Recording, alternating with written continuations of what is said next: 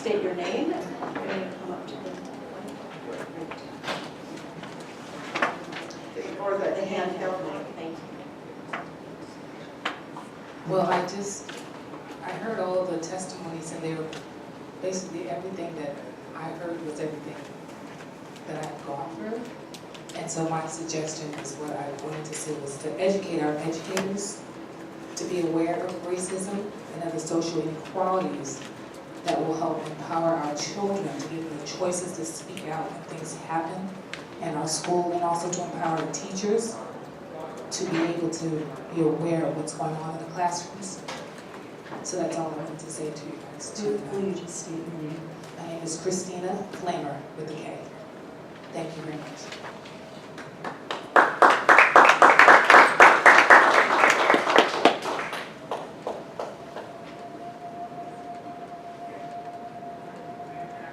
I didn't plan on speaking tonight, but somebody made me. Because I have two children in the school district. One's at Wellington, and one is at Leota Junior High, which will be taken out of school for next year, put in a private school. But I just wanted to say how sad it is that I'm not surprised when something happens. I'm not surprised when my nephew comes home and says they've been calling me Blackie Jackie. I'm not surprised today when my son gets in a car and says 3 kids were singing a rap song and they said the N-word, and I was walking by and they looked at me and started laughing. I'm not surprised by that. And that's what makes me sad, because I want my children to grow up in a world where they are free of anger, their expectations remain high, that they're going to be seen as human. I don't want them to grow up like I did, where my mother was on the front lines of the civil rights movement during the Jim Crow days. Grew up in the South, had to drink out of a colored-only water fountain, and made me kind of angry at the system, angry at white people. I don't want them to be that way. But I feel as a parent, I have to constantly warn them, you're a black boy, you're a black man. People may see you this way. I don't want them to be that way. I don't want them to walk around with a chip on their shoulder. But every day, every second, I'm reminded that things are not changing. And when we address things that happen in the school, it's downplayed. They ask your child 50, 75 questions, acting like they are the ones who made the comments come. So I just didn't want to share, but today my son gets in a car and says that happened, and I just want to just let you guys know it happens every day.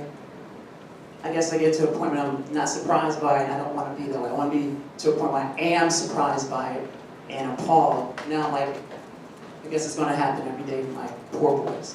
Thank you.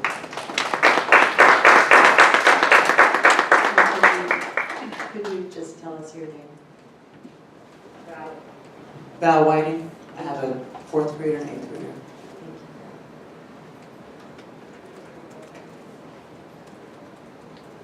Well, again, we appreciate your sharing your stories. Thank you very much. Thanks for your time. Thank you for letting me share.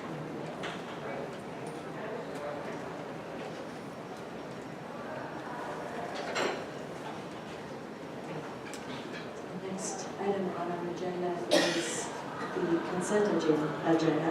Is there a motion to approve? So moved. Second. Any discussion? Seeing none, we'll call for a vote.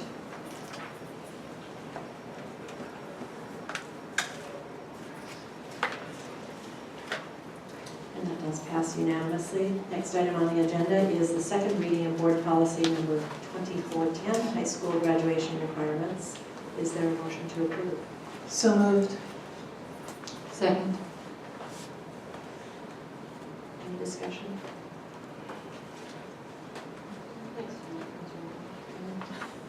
Well, I see this policy regularly. Next year. We don't know. Seeing no discussion, we'll call for the vote.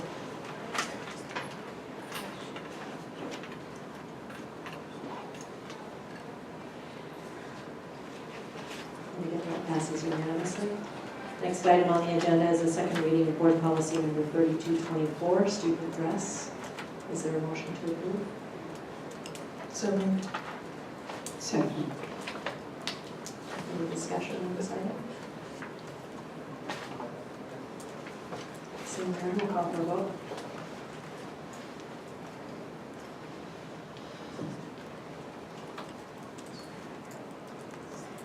And then also passes unanimously. Next item on the agenda is second reading of board policy number 4312, complaints concerning staff or programs.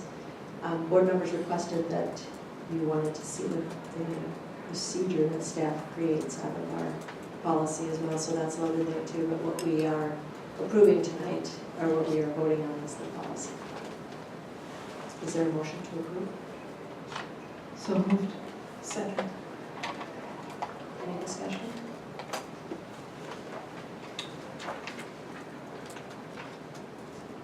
Seeing none? Sorry. I would like to ask that we put this off till next board meeting. Because I'll be honest with you, I did not see this procedure, and it probably was in my board packet, and with everything that's gone on here, I would rather give attention to it, not with all the comments, and just be able to look at it rather than push through it quickly tonight. So we are, you could certainly make that motion. We are only, the only thing under discussion is the policy. The procedure is built on that. If I you also want to made make a some motion. suggestions in the document today, and so I would agree with Director D'Angelo that putting it off until the next board meeting would be appropriate.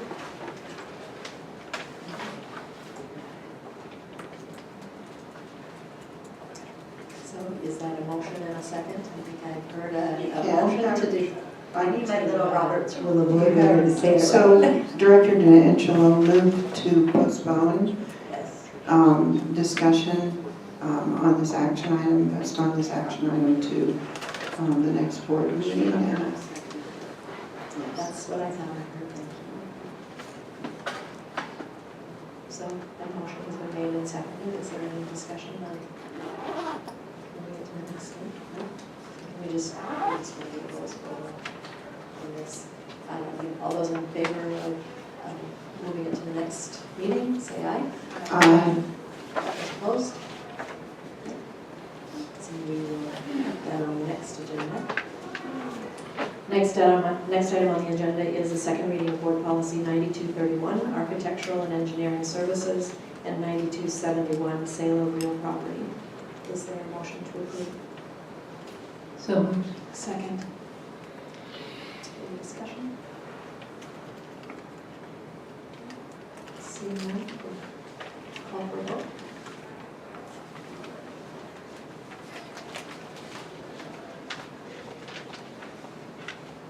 And that also passes unanimously.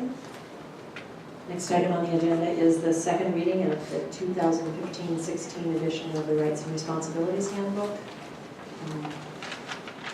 concerning student conduct and school discipline. Is there a motion to approve? So moved. Second. Any discussion on this item?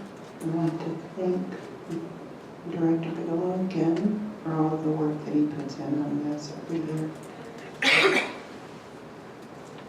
And the committee. And the committee, they're not in here though. All right, seeing no discussion, we'll call for a vote.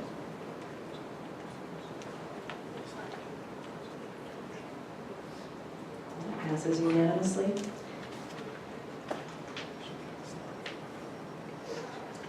Next item on the agenda is the second reading of resolution number 720, bond sale. Is there a motion to approve? So moved. Second. Any discussion on this item?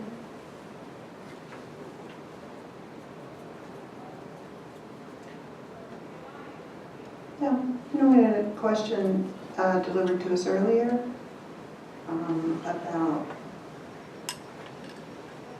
taxable bonds. Are these taxable? These bonds are tax exempt. It's a matter of legalese that 265B of the code has to be listed. It's banks that purchase bonds that are small issue under $10 million get an additional tax exemption as a bank. It does not apply to us, but legally it requires that it's put into the resolution. So our bonds are tax exempt. That's the kind I like to buy. Thank you. Seeing no further discussion, we'll call for a vote.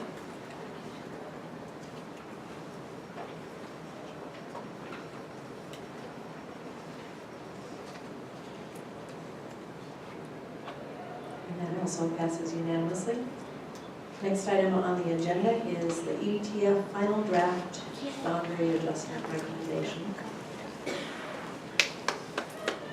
That is going to come and present to us. You go, Doug. And this information was sent to families and staff over the weekends.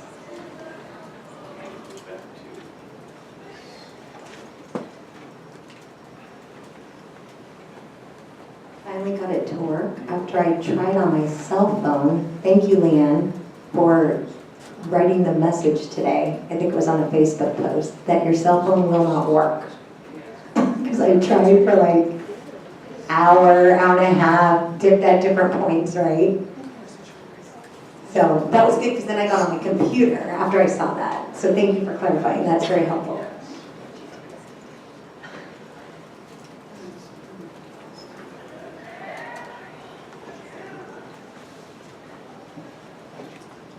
Thank you.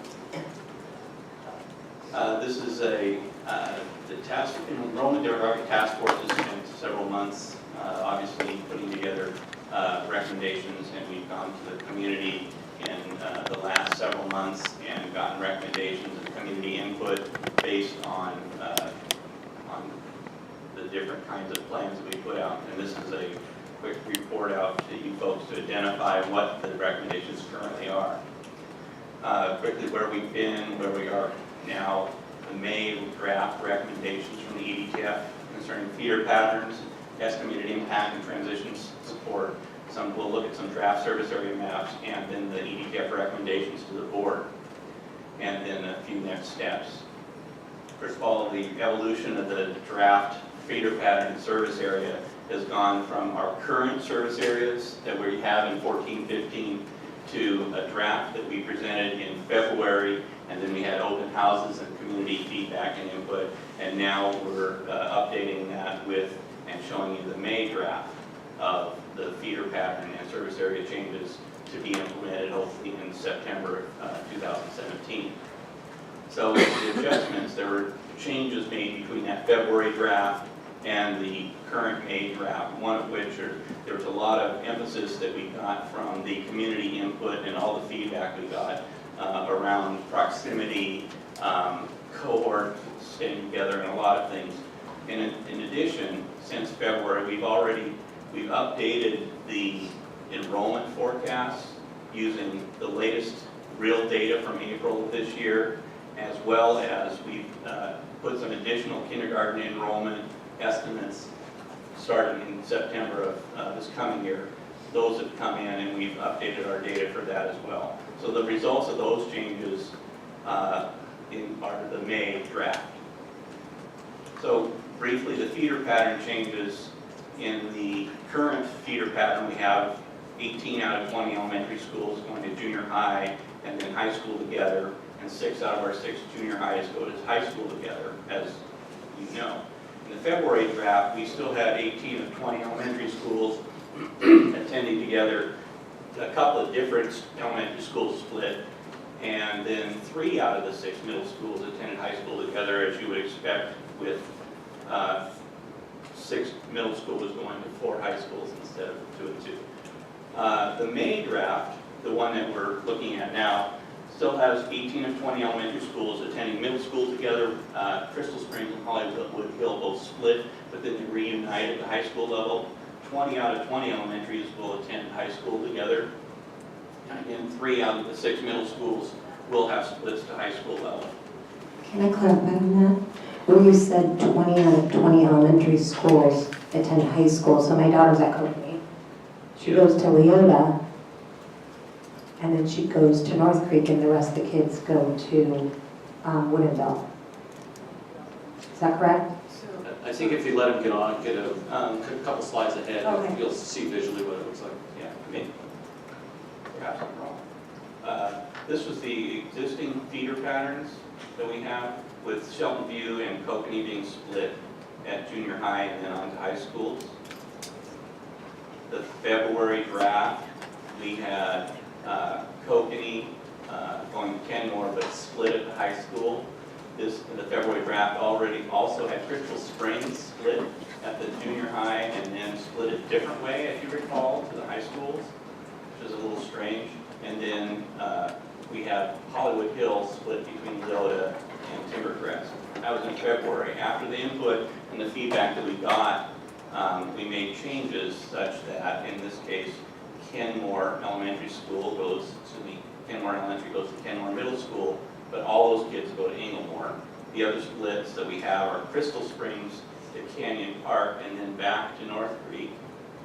And Crystal Springs goes to Skyview, back to North Creek. And then Hollywood Hill splits between Leota and Timbercrest. If you're at Kokanee, those kids, when I say they're together at high school, all the Kokanee kids will go to Leota and then stay at North Creek together. Leota splits. Leota splits, But with different, that's right. but those Kokanee That makes kids sense. that go to Leota will stay together and go to North Creek together. So those are the changes that we made there in those feeder patterns. As far as impacts, we have grade reconfiguration impacts happening at the same time, obviously, as the boundary change impacts. We're going to speak a bit about estimated transitions and then some of the transition support that we have for the kids that are affected. So grade reconfiguration impacts first.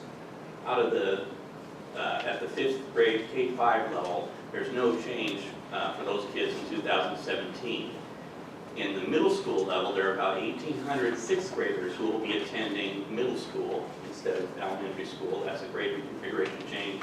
And there will be about 1,700 9th graders who will be attending high school in the new grade reconfiguration.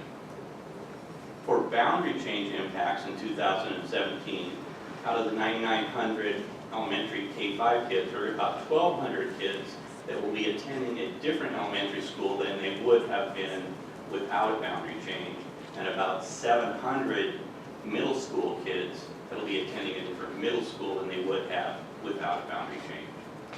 And so we can see the detail of that here. Here are the 1,200 estimated kids, K-5 kids, that would be in a different elementary school because of the boundary changes, where they come from and where they were going.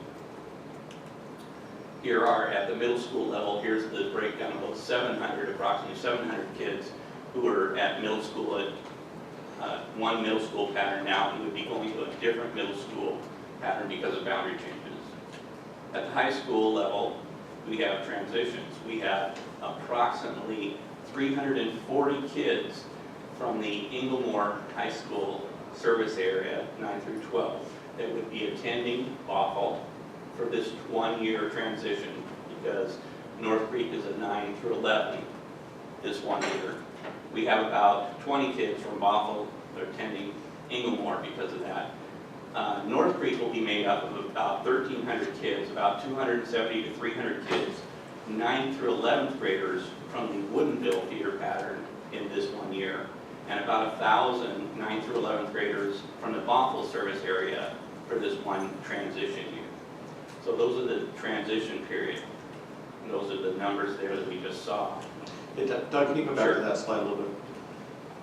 And so in this is resident area students. Residents, And yeah. so there will be a little bit of a leveling effect we would anticipate, assuming that waiver patterns into Inglemore or IB remain consistent. Absolutely. And again, this is residents. We wanted to take an estimated guess at what kind of attendance we might see. In 2017, this transition year, remember again, North Creek is just 9 through 11.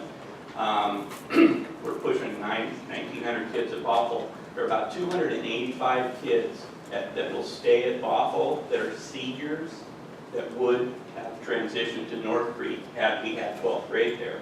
So there's about 285 kids extra at Bothell, seniors, and there's about 80 kids in Woodinville that are seniors that would have gone to North Creek had it been open available for 12th graders. And this also includes an estimate of some of the waivers in and out.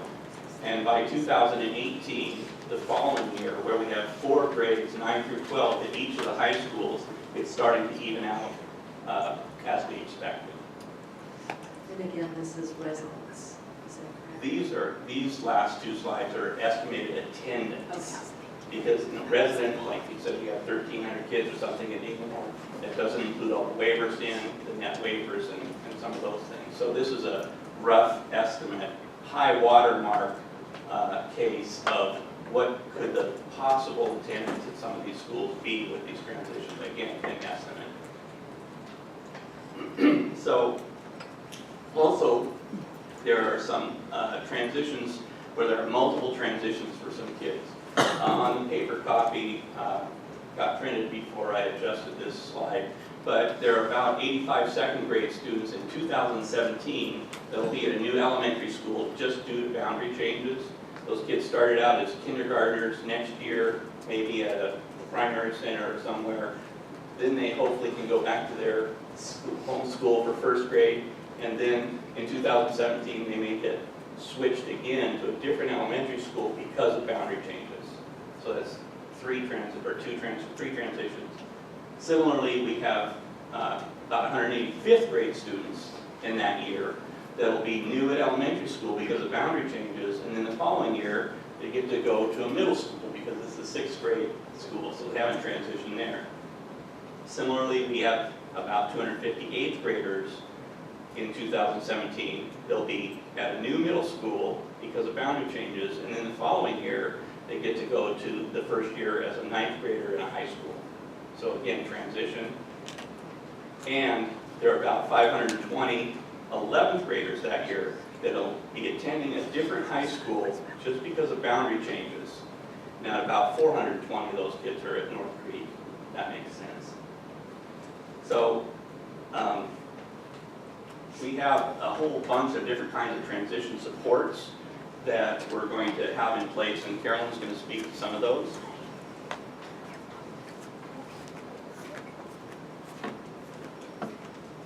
Right, so my colleagues and I have been working with the task forces, the grade reconfiguration task force, and it's been conversations that Kathleen and Heather have started with the principals about the kind of transitions and thoughts we need to have for our students and our families as we move toward the boundary changes and also grade reconfiguration. So working with Leanna and our team, we're looking to make sure we have consistent messages and we utilize the same strategies across schools so that we know that we're going to have updates on websites, we'll have letters and emails to parents, we'll make sure that we're really working with our PTAs and their newsletters. We're talking about a variety of meetings that we could have, coffee hours, information night, tours, open houses at the new schools for boundary changes for like the 85 7th graders who find themselves in a new school, but also the grade reconfiguration. So as you think of 6th graders moving up to middle school, so we're looking at a variety of things that we're going to be to support our families. We're going to start planning. We've started the conversation. There's a lot of ideas out there, and we're going to really start planning, I would say deeply, in the winter and spring of the next school year when we know where the final boundaries have been approved and we can kind of move forward. Principals will be working with assistant superintendents, we'll be working with our task forces and our parents, and principals will be working with our PTAs. So we're really going to try to make sure that we're listening to all voices and we're taking in lots of information and trying to support all. So the 15-16 school year, we're going to work with parents to identify needs, plan for some transition support, try to develop a framework to ensure that we've got the consistency. We're going to do some co-sponsored events with our PTA, so some parent institutes, informational setting, or sessions to talk about, what it's like to be in a middle school and K-5 elementary, what to expect if you're moving to a new elementary school from where you're, the neighborhood school you've been at. The next school year, we're really going to ramp up in 16-17. We'll have lots of information. We'll know some of our staffing at maybe at North Creek High School, at least some of them. So we're going to want to make sure we have lots of information nights throughout the year, some PTA events, emails, newsletters. We really want to pump that up. I know at one of our task force meetings, one of our parents shared that his students started at one elementary, moved back to his pathway, junior high, and he didn't know who to contact. So we thought, wow, that's great information. We really need to be thinking about a list of who's who at each new school. So who to contact, who can help you with a variety of grades. I'm on campus stand up, all these things. So actually, even talked about during the transition time having a single contact person. So instead of sending folks to a lot of people, saying here's a contact person when it comes to this year of transition. So that was that's the wonderful, I'd say, the beauty of our task forces. Our parents really have some great insight and some ideas, and our principals as well, and our teachers if they've been in different districts and they've gone through some events like this. So we have great information this year, and we're really thinking about how do we do welcome events in the August prior to the school year starting. So really trying to really think about pumping it up and be prepared and providing as much information, informal, formal events as we can for our parents. For students, 16, 17, the year prior, we're talking about visiting the new schools. Principals and counselors, I know from high schools visit schools now. So really, making sure we do that to support not only the students in the grade transition, but also think about the students who are moving to a different high school or junior high or elementary school. Talking about 5th and 6th grade moving up events and not doing them at the same time. You have a 5th grade event, you have a 6th grade. So 5th graders moving to be 6th graders at the middle school, and an event for 6th graders that are going to be 7th grade. So keep them so that they're special for both groups. So really want to think about the things that we can do the year before. And and also lots of leadership activities, because one of the things we realize is that 4th graders actually don't have a lot of leadership activities. It's usually 5th and 6th graders you're prepping for. And so really want to think about the year before, how do we do some events for our 4th graders and our 7th, who will then be the leaders versus turning to a 9th grader when the 9th grader is actually in high school. So really trying to think differently about the leadership activities that we need to provide our member students. And also, students are going to go to North Creek High School. How can we provide them with opportunities to meet teachers and visit the school? We're hoping that the school will be ready for some visits, or we come and we bring a team to that kid. Then in 17-18, the year of the transition and boundary changes, the grade reconfiguration. We're going to have for our students web and link days. We're talking about having our grade levels, transitioning there.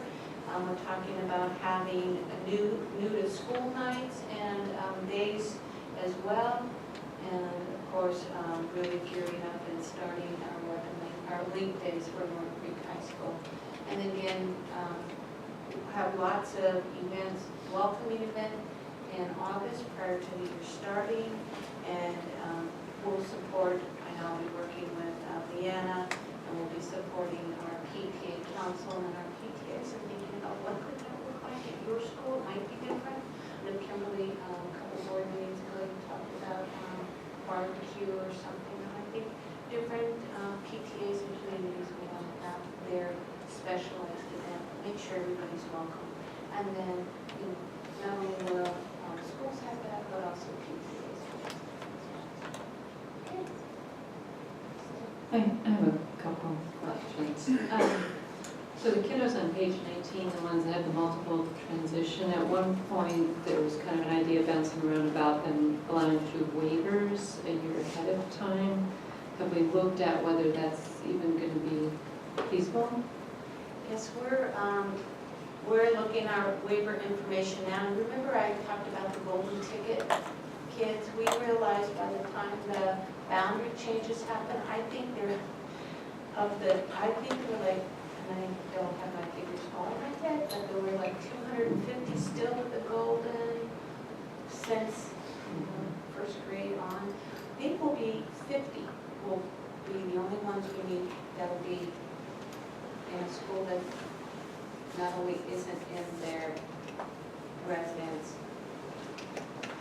and the waiver. I mean, many of them are going to be in the actual school they want to be in, that the waiver said they were got to be in. Does that make sense? So you wanted to be in thoughtful pathway forever, and lo and behold, in 17, 18, you're actually in thoughtful pathway, and you're not having a waiver.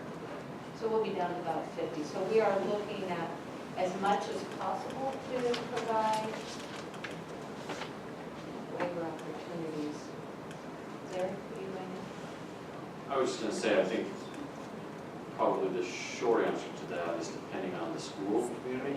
There's probably going to be very limited opportunities for any additional waivers at the elementary level, with the exception of a handful of schools, even in advance. So, you know, our timing is still to get the decisions made soon enough in the 15-16 school year so that for families who could access a waiver, that they'd have an opportunity to do that with that information beforehand. But realistically, if you're talking about some of our more highly impacted schools, probably. Especially the elementary. Yeah, especially at elementary. That's where the Greater opportunity is secondary. There's more opportunity at secondary to do pre-waiver if they wanted to get it. And then we've got some now for next year. So the second one, and I'm already in trouble at my current junior high about this one. So in the junior high that my kids attend, the tradition is the fundraising for the 9th grade party takes place in their 8th grade year. So, right, so we've already kind of done the math, but that means that the incoming 7th graders this fall, they have to start the conversation of that moving up party and what it looks, the moving up party when they're at the end of their 8th grade year, what it looks like in Yeah. fundraising. It's probably, I would say, a part of the grade reconfiguration task force in the middle school task force, because they are looking at, if you have a middle school, what really is the philosophy and what makes all that part and the Okay. culture of the middle school. So we'll get them to come in and help Yes, that Yes, I conversation think that. before we go any farther down that road? Right. Yeah. I mean, you know, the conversation is happening at all the task forces about the traditions and how do you continue, what do you continue, what makes sense as you shift the grade. If you shift grade levels, and do you still do what you do, even though you're. Right, I just was going to alert you that that conversation is probably going to Thank you. start Appreciate this that. school, coming school year. I'm sure, yeah. Right. Good. Thank you. Okay. So, waiver clarification, so we're looking at, you know, at Bothell to Inglemore, there's seven or eight seniors-ish. At Inglemore to Bothell, 80 seniors, and we believe there'll be room. Yeah. And, but we would consider them, that they would fill a waiver out, right, they would complete a waiver. Because they are outside their service area, and we need to make sure we are consistent with our policy and our procedures. But the waivers, you know, our assumption at this time is that most of those kids would want a waiver back to their legacy school, and that there will be capacity for those kids to do that. So we're kind of making that assumption in our numbers at this point. Also, They have to fill out a waiver. So Because it will be considered, they're not considered a, they're not in their current they will not be in that resident pathway, so yes, residents, high school, so yes. So can I clarify, to make sure I'm understanding? I thought that these kids that were seniors, that we would have them fill out some easier type of form, that they weren't gonna have to go through the whole process. That's what I understood at our study session. That would like be a short form, or? They're on the top priority list, but there is no short form per se. There is a, I just thought we were gonna have a different process for them. Did you guys hear that? I think we're gonna have a different decision for them, Right. as in an automatic decision, but I imagine it's probably likely that there's a handful of students who will, even as seniors, may opt to attend their new resident area high school, so it's sort of figuring out how you deal with all those sort of anomalies in the system, but we will make it as easy right. and seamless as possible. I just remember that's one thing that we talked about in our study session, was that we wanted this to be for certain, so for us to make these decisions, for the board to agree on. Yeah, we talked about seniors being a top priority, exactly, and moving forward, making sure there's room. I'm not sure I heard it said. Okay. We also spoke earlier about the 520 juniors that are in 2017-18, and this is where they would be coming from. And right now, we're talking about using the waiver process. If you want to continue your previous school, and juniors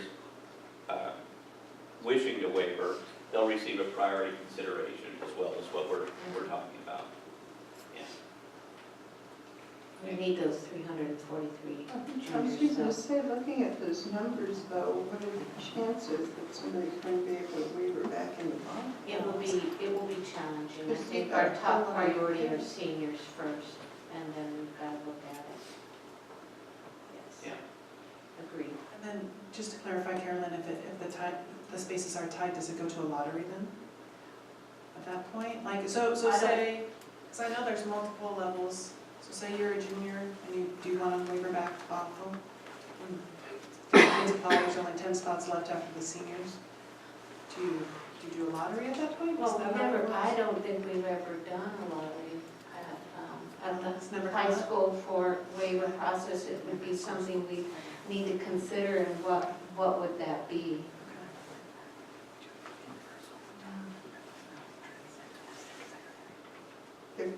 So are there specific spots? I know that certainly some students, if they come in and we're not like, oh, sorry, we've reached our capacity, you have to move to another district. So I'm looking at, some pretty specific numbers here when I look at IHS to VHS, VHS to IHS. And there are more seniors coming over from Inglemoor, right? If a lot of them got a waiver and got to go back to Inglemoor, would that then kind of make a larger space for these 343 juniors? Would they then have that? There'd be Kind of more balance out. opportunity. Okay. And I apologize that these numbers look so exact.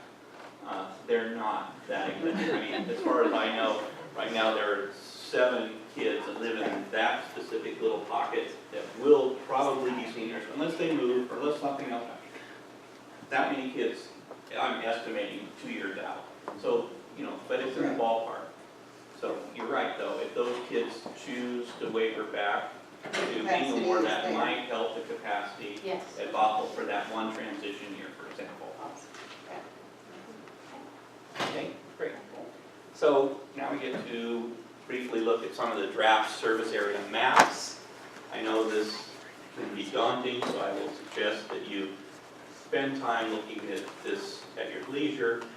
This was the February draft for elementary school areas. The dark lines in this case are the existing elementary service areas, and the shaded areas were the proposed 2017 draft elementary areas in February. We identified between February and May, based on all sorts of community input and tweaks and adjustments, there are about a dozen, 2 pages of detail here. There's about a dozen changes that were made at elementaries between February and May. The ones that are highlighted in orange are basically rescinding the changes that we made in May to go back.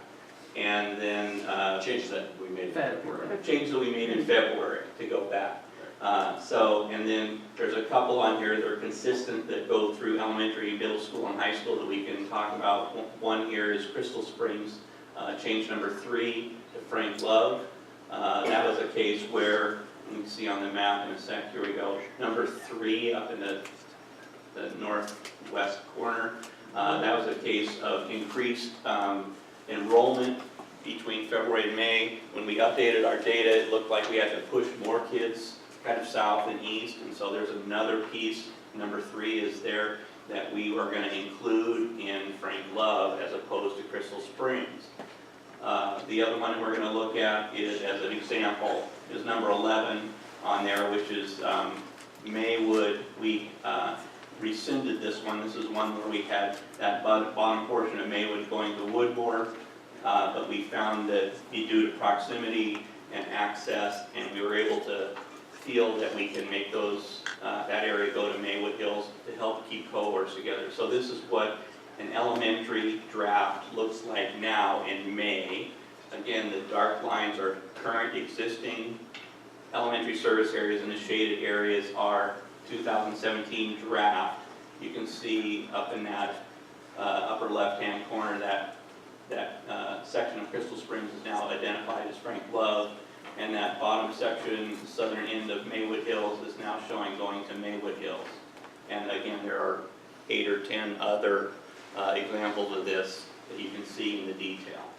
So I'm going to go to middle school now. Middle school February draft. Dark lines are existing junior high areas.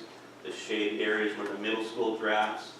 Again, we had of the 14, 15 changes that we identified between February and May. These are the ones that apply to the middle schools. Again, the shaded ones are the rescinded things that we did.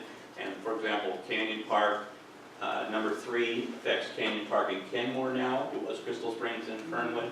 But to keep cohorts together, when you look at those same things, we're making those same changes to keep those cohorts together so that those kids can come together, so those same changes apply at the middle school level in this case. So here would be a draft of the proposed middle school draft areas.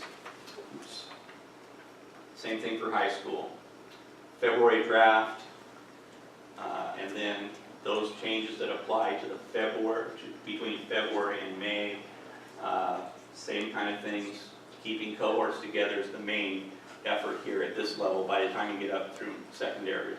So in this case, number 3 up there, that same change applies here so that those kids will be together with their cohort going to Kenmore Middle School and then Bothell in that case.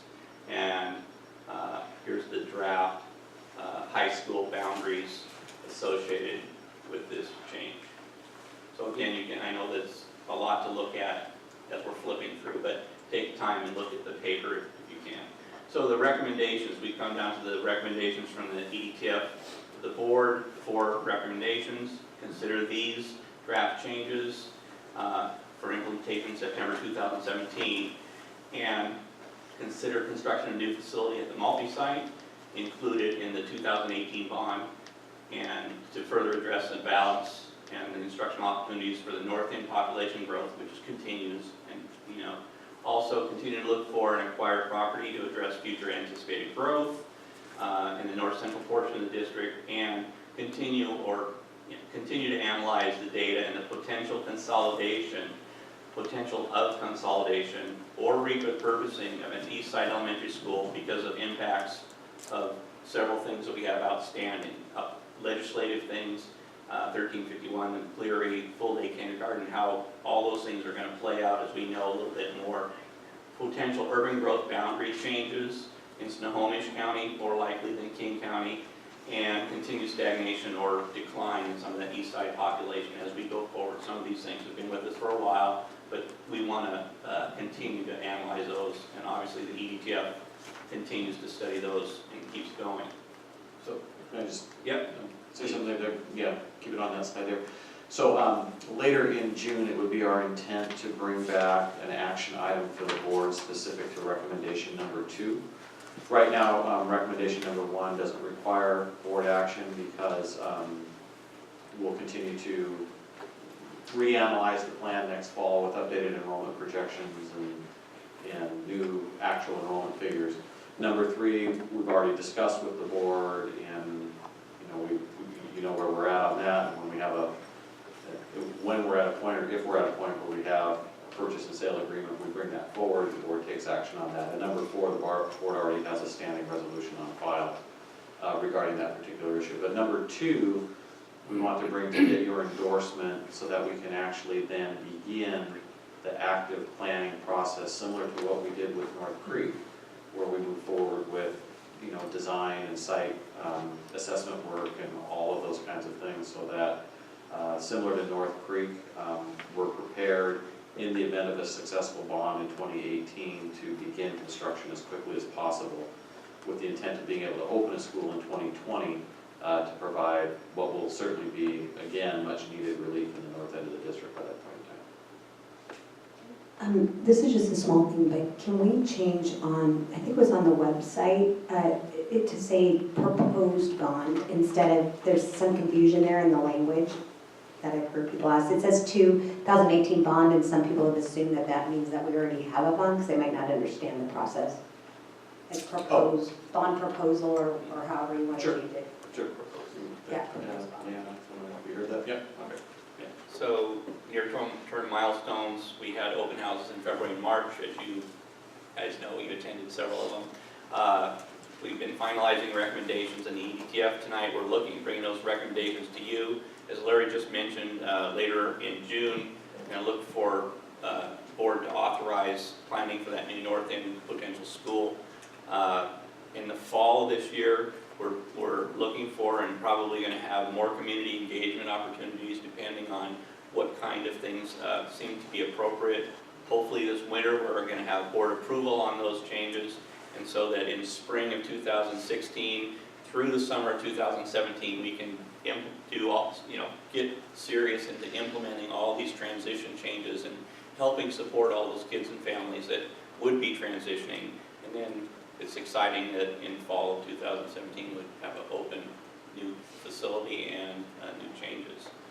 I want to take this opportunity to thank the Enrollment Demographics Task Force. Just a week and a half ago or so, they were recognized by WASA as an outstanding community leadership organization. And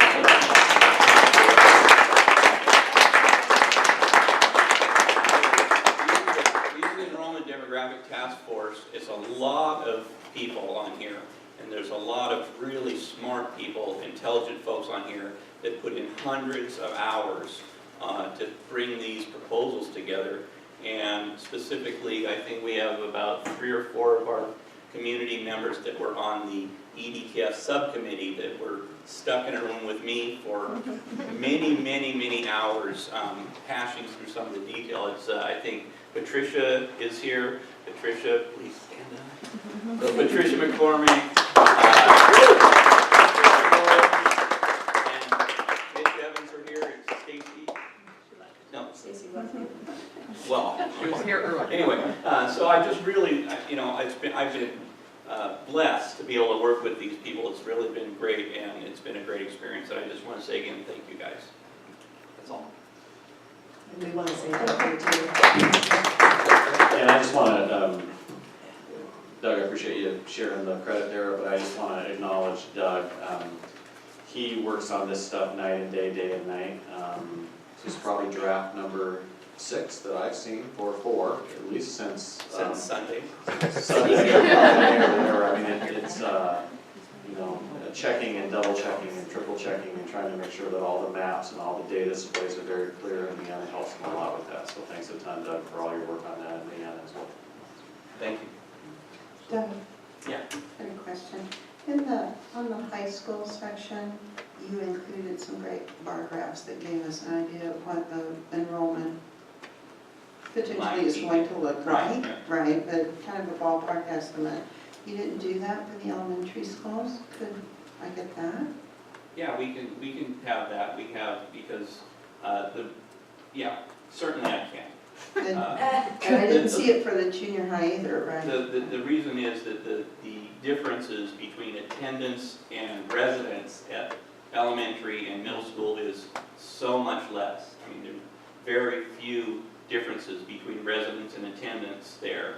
A few program migrations, but not very many.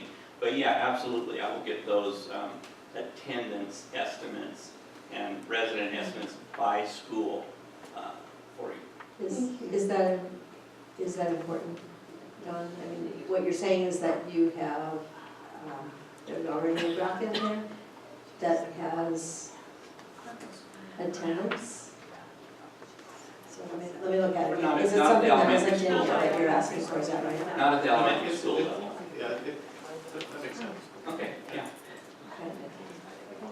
It's not so much the difference between the attendance and residence, correct? It's just knowing, That's what knowing I- what the projected. What's the ballpark, how many kids are at each of these schools in Right, you don't need 2017? both, just whatever you think is the Yeah. firmer number. Got it. Right. Understood.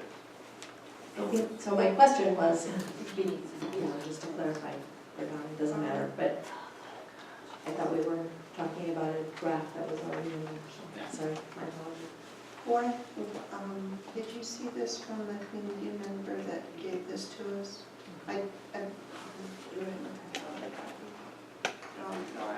It's a question about a particular change. Okay. So we'll be But I sure we, I'll look at this and get an answer back. I've also been contacted by Frank Love parents, and when I look at Frank Love's feeder pattern that's proposed coming at them, it is really disjointed and weird. I can see that. So maybe you give me a call and give me some more clarification about why we would kind of split Frank Love in half, send half of them to Shelton View, I believe, and then add in that little Crystal Springs. And my assumption is that you had even more crowding in Crystal Springs, and so you needed to do something with it. Yeah, it's all part of that, And- kind of that ripple effect of Yeah, where and, kids can go. but it's not physically connected. It's not and contiguous. Yes, well, I think 405 is in between, is that correct? And a little bit of the Edmond School District runs in. Yep. Yep, that's true. It's on the east edge, or it's on the west edge of the district. There's no place to squish them and keep them inside the district boundaries and keep it contiguous. That was the solution that the subcommittee we came up with as we were trying to balance and keep those cohorts together as best we could. I know it looks a little different. So, okay. I have a question, but first a comment. Amazing job keeping 20 elementary cohorts together to be going from elementary to high school. I mean, I think that's amazing, to be able to be with your friends the whole way through in this big of a district, so awesome work on that. And then, will the public still have the opportunity to make comments? I had some families ask me about the move from Fernwood to Crystal Springs that you showed up here, and I don't know all the ins and outs, but I had directed them to talk to Leanne. Is that the right direction to go? Sure. Or is there a public comment place like we did with the, We actually have an online input form, just like we did the last time. So Okay. we encourage folks to fill the online input form out. and that's right on the main website? Sure. Okay, just double checking, so I don't direct people. Do board members have any other questions? Thanks, Doug. Thank you. Thank you very much. All right, next item on the agenda is the first reading of Board Policy 4215, use of tobacco and nicotine products and delivery devices. So this will be back on the agenda on the 9th of June. Any discussion or questions on this one? Seeing none, we'll move to the next item, which is the first reading of board policy numbers 9245, acceptance of completed project, and 9280, state environmental policy act compliance. Any questions on